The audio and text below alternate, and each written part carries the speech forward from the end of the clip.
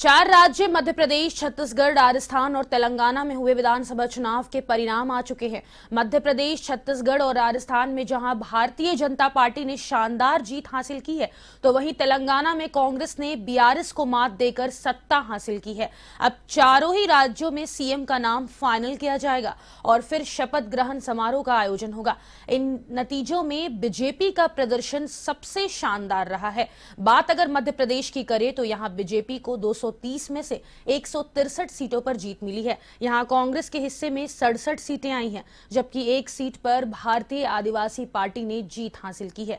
तो वहीं छत्तीसगढ़ में 90 सीटों में से बीजेपी को 54 सीटों पर जीत मिली है। कांग्रेस ने यहां 35 सीटों पर जीत दर्ज की है, जबकि एक सीट जीजीपी के खाते में आई है। इधर राजस्थान में 199 विधानसभा सीटों पर चुनाव हुआ था, जिसमें से 115 सीट पर बीजेपी को जीत मिली है। कांग्रेस ने 59 सीटों पर जीत हासिल की है। वहीं भारतीय आदिवासी पार्टी को 3, बसपा को 2, आरएलडी को 1 सीट पर जीत मिली है।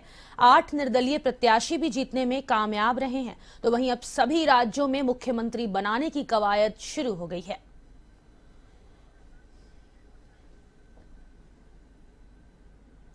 और इसी खबर पर एवन टीवी के वरिष्ठ संवाददाता दुर्गेश एन भटनागर हमसे फोन लाइन पे जुड़ गए हैं। दुर्गेश, भारतीय जनता पार्टी ने 3 राज्यों में प्रचंड बहुमत से जीत हासिल की है। उनके जीतने के क्या कुछ कारण, क्योंकि तीनों एक साथ अगर हम स्टेट की बात करें, राजस्थान, मध्य प्रदेश और छत्तीसगढ़, तीनों में उन्होंने जीत हासिल कर ली है। क्या कुछ कहना है इस पे आपका? देखिए फातिमा, जिस तरीके का ये चुनाव हुआ है, ये क्षेत्रीय क्षत्रपों के चेहरे पर नहीं लड़ा गया। अगर हम बीजेपी की बात करें तो मोदी का चेहरा ही सामने था, कमल का फूल ही सामने था। किसी भी राज्य के अंदर मुख्यमंत्री का चेहरा सामने नहीं लाया गया। तो ये सीधे तौर पर नरेंद्र मोदी प्रधानमंत्री की नीतियों की जीत कही जा सकती है, प्रधानमंत्री के चेहरे की जीत की जा सकती है। और उसके साथ साथ हम ये भी कह सकते हैं कि उनकी लोकप्रियता का जो ग्राफ है वो लगातार बना हुआ है। अब रही बात तीनों स्टेट में कौन मुख्यमंत्री का चेहरा होगा, ये तो अब पार्लियामेंट्री ग्रुप तय करेगा। लेकिन प्रधानमंत्री मोदी की जो नीतियां हैं वो साफ तौर पर जनता को पसंद आ रही है, उनकी गारंटियां पसंद आ रही है। मुख्यमंत्री अशोक गहलोत की अगर हम बात करें तो राजस्थान के अंदर उन्होंने 7 गारंटियां लेकर जनता के सामने गए थे, लेकिन उन गारंटियों को नकार दिया गया। कहीं न कहीं इसमें हम कह सकते हैं कि मुख्यमंत्री अशोक गहलोत की हार नहीं है, ये उनके मंत्रियों की हार है, उनके विधायकों की हार है, क्योंकि सरकार के खिलाफ एंटी इनकम्बेंसी नहीं थी। पर्टिकुलर जो एमएलए हैं, जो मंत्री हैं, उसके खिलाफ है, क्योंकि दिग्गज मंत्री जो है फातिमा, वो हार गए हैं। और ये सीधे तौर पर इंगित करता है कि पर्टिकुलर विधायक से, पर्टिकुलर मंत्रियों से लोगों की नाराजगी थी।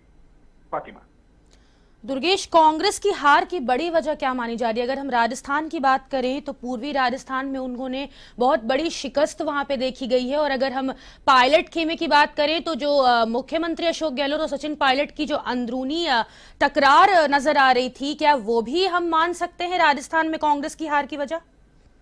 बिल्कुल फातिमा, जिस तरीके की स्थितियां अब देखी जा रही है उसके अंदर यही है, क्योंकि 2020 से ये इबारत लिख दी गई थी। हार की इबारत जो है ये 2020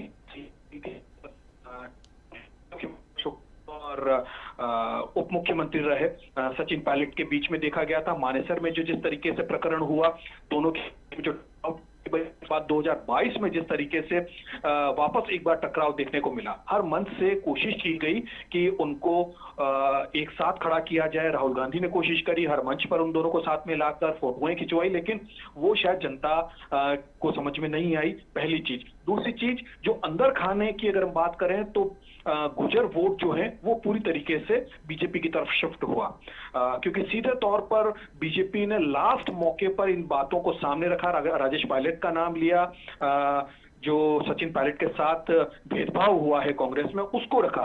तो गुजर वोट जो एक बड़ा उसमें रहा कि वो जो है वो बीजेपी के खाते में चला गया, और उसकी वजह से जो गहलोत के किए हुए काम, उनके किए हुए विकास और उनकी योजनाएं भी काम नहीं आ पाई। फातिमा, चलिए, बहुत शुक्रिया दुर्गेश तमाम जानकारी के लिए। तो 3 राज्यों में भाजपा को स्पष्ट बहुमत मिली है।